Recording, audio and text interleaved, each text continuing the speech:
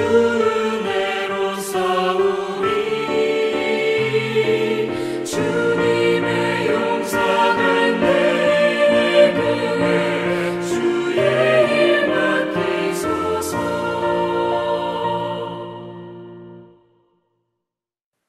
아멘. 오늘 주일 아침 하나님께서 우리에게 주시는 말씀을 소개합니다. 여호수아서 5장 9절로 12절까지의 말씀입니다.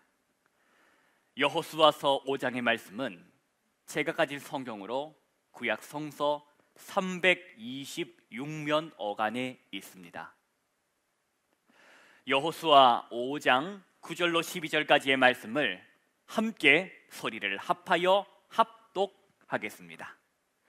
여호와께서 여호수아에게 이르시되 내가 오늘 애굽의 수치를 너희에게서 떠나가게 하였다 하셨으므로 그곳 이름을 오늘까지 길갈이라 하느니라. 또 이스라엘 자손들이 길갈에 진쳤고 그달 14일 저녁에는 여리고 평지에서 유월절을 지켰으며 유월절 이튿날에 그 땅의 소산물을 먹되 그날에 무교병과 볶은 곡식을 먹었더라. 또 그 땅의 소산물을 먹은 다음 날에 만나가 그쳤으니 이스라엘 사람들이 다시는 만나를 얻지 못하였고 그 해에 가나안 땅의 소출을 먹었더라. 아멘. 주일 이른 아침입니다. 봄 기운이 만연한 이 3월의 마지막 주일, 오늘은 교회력으로 사순절 네 번째 주일입니다. 사순절이 깊어가고 있습니다. 경건과 절제를 훈련하는 절기가 바로 사순절이기에 우리는 사순절을 지내는 내내 분위기가 사실 무겁고 엄숙한 것이 있습니다. 그런데 오늘 사순절 네 번째 주일만큼은 여러분 다르다 하는 것을 알고 계셨습니까? 오늘 사순절 네 번째 주일, 사순절 네 번째 주일은 레따레, 이 말은 라틴어로 즐거워하라라는 뜻인데 바로 레따레 주일로 교회는 전통적으로 지켜왔다 하는 것입니다.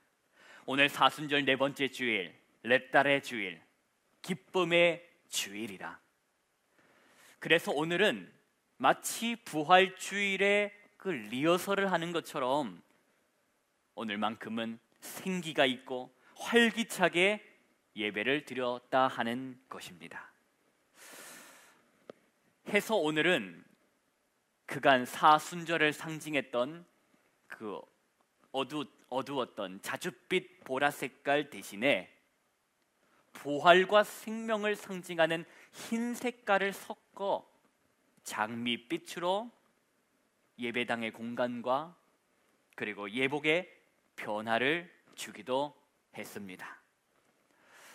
그래서 오늘은 제가 분홍색 장미빛 넥타이를 착용했는데 다 그런 의미가 있고 그 의미를 기억하자라는 마음가짐에 이렇게 넥타이의 변화를 주어 보았습니다. 성도 여러분, 오늘 사순절 네 번째 주일을 기쁨의 주일이라고 부른다 말씀드렸습니다. 또 이 밖에도 장미주일, 원기회복주일 이런 이름으로 불려지고 있는데 그 이유는 힘내세요라는 뜻이 담겨 있습니다. 부활이 가까이 오고 있습니다. 힘내십시오. 이렇게 성도 간에 서로 격려함으로써 남은 사순절 기간도 우리가 경건과 절제에 힘쓰는 예수 그리스도를 바라보는 이 영적인 유익을 다 같이 누리고자 하는 그러한 취지의 의미가 있다 하는 것을 우리가 기억하며 살아보십시다. 성도 여러분, 누누이 말씀드리지만 사순절의 목적은 자기 절제와 경건의 훈련에 있지만 그것을 율법적이거나 무슨 강박감을 가지고 살아가라는 뜻은 아닙니다. 사순절의 목적은 하나님의 은혜와 하나님의 그 사랑을 더 깊이, 더 크게, 더 넓게 체험하자 하는 것에 있다는 것입니다. 반복적으로 찾아오는 계절처럼 내 삶에 또다시 찾아온 이 사순의 계절을 통하여 우리는 구원의 가치를, 부활의 소망을 키워가는 영적 순례자가 되어야 할 것입니다. 그런 삶을 살아가시기를 축복합니다. 오늘 하나님께서 허락하신 본문의 말씀은 여호수아서 말씀입니다. 이 말씀을 통하여 살아계신 하나님의 그 마음과 만나시기를 바랍니다. 성령의 감화와 감동, 그 교통하심이 하나님 우리 아버지와 주 예수 그리스도로부터 오는 은혜와 평강이 이 시간 선포되는 말씀을 통하여 여러분의 심령 가운데에 임하기를 축원합니다. 본문의 말씀을 함께 보십시다. 여호수아 5장 9절의 말씀인데 함께 이 한 절의 말씀을 합독하겠습니다. 여호와께서 여호수아에게 이르시되 내가 오늘 애굽의 수치를 너희에게서 떠나가게 하였다 하셨으므로 그곳 이름을 오늘까지 길갈이라 하느니라. 아멘. 광야 생활 40년이었습니다. 참으로 긴 그 세월을 이스라엘 백성들은 광야에서 떠돌아다니며 살았습니다. 그들이 가야 할 길을 몰라서도 또 가야 할 길을 잃어버려서도 아닌 무엇으로 인한 결과라? 그것은 불순종의 결과였다 하는 것입니다. 실력이나 능력의 문제가 아니었다는 것입니다. 40년 광야의 시간은 하나님을 향한 믿음 없음, 곧 불신으로 인한 결과였다 하는 것이 성경의 교훈입니다. 그렇게 모세와 함께 그 옛날 이집트에서 탈출했던 그 세대, 그 당시 20세 이상이 되는 출애굽 1세대들은 다 그 광야에서 40년 동안 떠돌면서 죽게 됩니다. 여러분, 이것을 하나님께서 죽이셨네라고 볼 것이 아니라 하나님을 향한 믿음 없음, 곧 그 불신이 무엇이 되어? 불신이 입술의 불평이 되었으며 그 입술의 불평은 원망과 욕심으로 자라나 결국에는 그것이 죄와 사망으로 이어진다 하는 것을 교훈 삼아야 할 것입니다. 그토록 하나님을 향한 믿음이 아무것도 없었던 백성들이었지만 하나님은 은혜가 풍성하신 분이시라 구원 계획 그 자체를 포기하진 않으셨습니다. 여전히 하늘에서 내리는 만나를 통하여 먹이셨고 반석에서 솟아나는 생수로 마시게 하셨으며 낮에는 구름 기둥으로 또 밤에는 불 기둥으로 당신의 백성들을 보호하시고 인도하셨다는 것입니다. 그렇게 하나님께서는 모세를 통하여 광야에서 태어난 출애굽 2세대들을 포기하지 않으시고 또 가르치십니다. 마침내 가나안 땅, 약속의 땅, 그 땅으로 들어가게 하시는데 이번에는 들어가게 하시는가 했더니 그 옛날 홍해를 가르셨던 그 기적과 마찬가지로 이번에는 요단 강물을 가르시고 마른 땅을 밟고 들어가게 하신 것입니다. 이 소문이 퍼지고 퍼져 누가 듣게 되었는가 하니 바로 기존에 가나안 땅에 살고 있었던 원주민들, 그 원주민들의 지도자, 그 지도자들이 그 놀라운 기적의 소문을 듣게 되었다 하는 것입니다. 성경을 보니까 가나안 사람들의 모든 왕들이 그 소문을 듣고 어떻게 했다 기록하기를 그들의 마음이 녹아버리고 정신을 잃어버렸더라. 바로 하나님께서 이스라엘 백성들의 신, 그들의 수호신 여호와 하나님께서 그 크신 권능과 능력을 행하셨고, 그걸 보고 그 가나안 땅에 살고 있었던 지도자들의 마음이 녹아버리고 두려운 마음에 정신을 차릴 수 없는 지경에 빠졌다 하는 것입니다. 큰 두려움에 갇혀 버렸다. 그렇게 요단강을 건너 가나안 땅에 들어온 이스라엘 백성들, 그들을 향하여 하나님께서 말씀하십니다. 다시 할례를 행하라. 여러분, 무엇을 행하라 말씀하셨답니까? 할례를 행하라. 그것도 다시 행하라 하셨다는 것입니다. 이 말을 할례 받은 사람들이 또다시 할례를 받으라는 뜻으로 이해해서는 안 됩니다. 왜냐하면 40년 전 이집트에서 탈출할 때에 그때 할례를 받고 그때 유월절을 기념했던 그때 그 사람들, 그때 그 세대들은 이미 다 죽고 없어졌기 때문입니다. 오늘 다시 할례를 받아야 할 사람들은 누구라?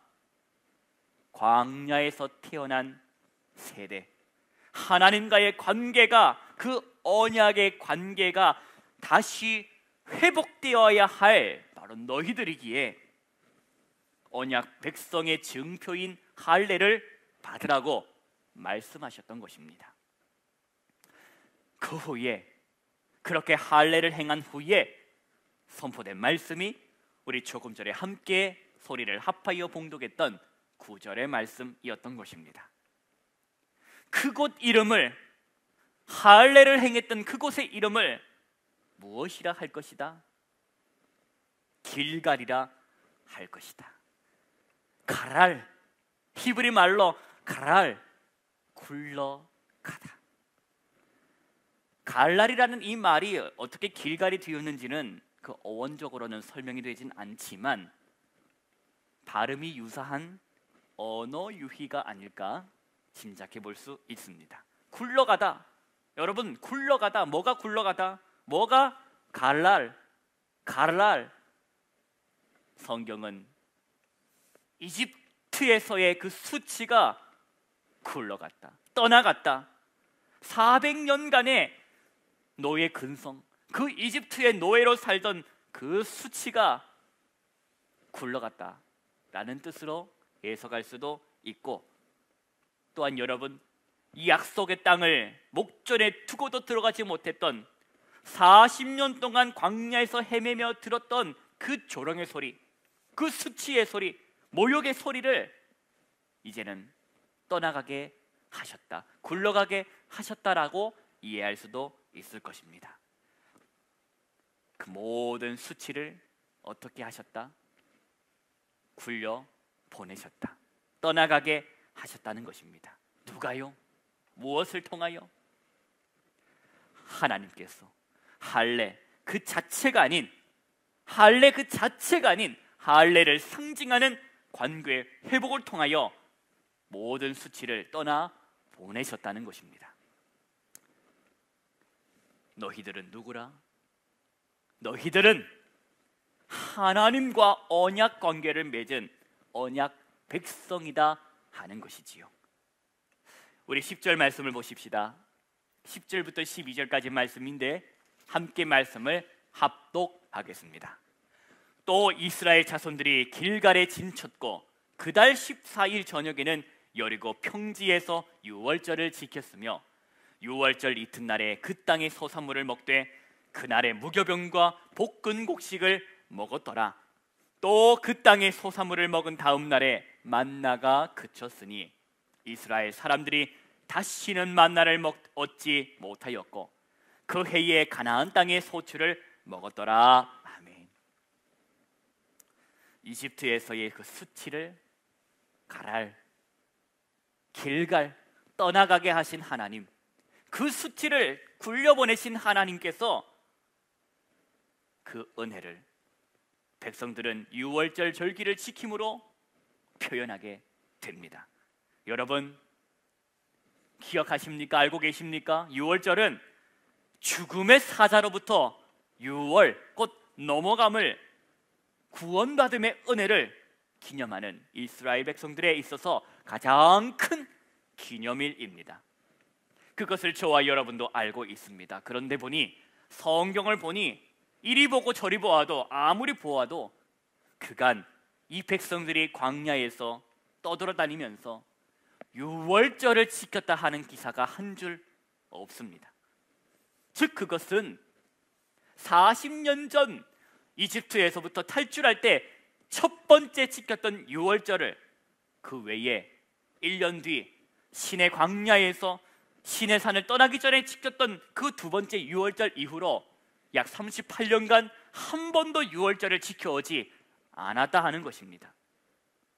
약 38년간 중단되어 버린 이 유월절의 절기를 이들이 약속의 땅 가나안 땅에 들어온 직후에 할례를 행한 것과 이 잃어버린 절기, 중단되어 버린 절기를 다시 기념하게 되었다 하는 것입니다. 즉 이것은 해방을 기념하는 것이요, 구원을 자랑하는 것이요, 하나님의 은혜라 고백하게 되었다 하는 것입니다. 그런데 그때로부터 이제는 상황이 다르게 진행되었더라 하는 것을 우리는 발견하게 됩니다.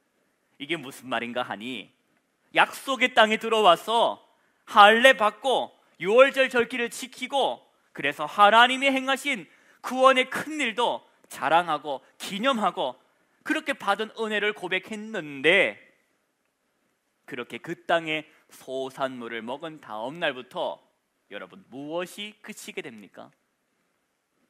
그 땅의 소산물을 먹은 다음 날부터 하늘의 만나가 그쳤다라고 성경은 기록합니다. 이것은 통상 우리가 생각하는 기대와 생각과 다른 것 아닙니까?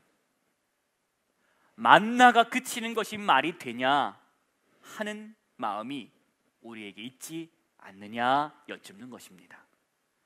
다시 할례 받고 다시 유월절 절기도 지켰고, 그래서 하나님과의 관계가 다시 회복되었으면 내리던 만나가 2배로 내려야지, 3배로 내리고 더 많이 내려야 하지 왜 그치냐 하는 것입니다. 오늘날 버전으로 말씀드리면 이렇습니다. 그래, 이제 내가 제대로 예수 믿고 제대로 신앙생활하고 살아야지.